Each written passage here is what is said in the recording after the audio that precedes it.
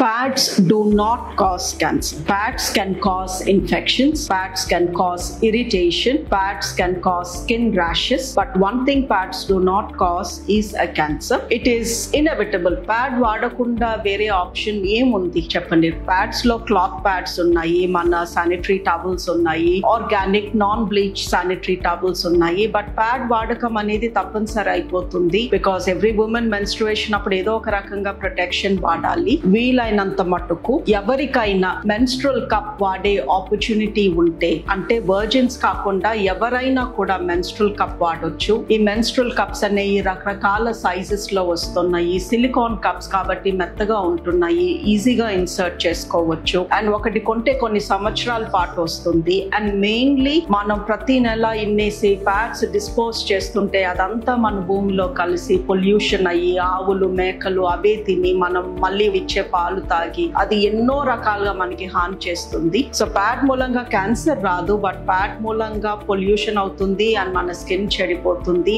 So వీలైతే menstrual cup వాడండి. Menstrual cup ఎలా వాడాలి తెలవాలంటే you can once see a gynaecologist. ఒకసారి అండర్ అబ్జర్వేషన్ మీరు మెన్స్ట్రువల్ కప్ ఇన్సర్ట్ చేస్తే then we can guide you. ఇలా పెట్టుకోండి, ఇలా తిప్పండి, ఇలా ఎక్సెట్రా. ఆ రిక్వెస్ట్ ప్రతి గైనకాలజిస్ట్ ఈ మధ్యన వాళ్ళ పేషెంట్స్ కి ఏం చెప్తున్నారు అంటే వీలైతే మెన్స్ట్రువల్ కప్ వాడండి.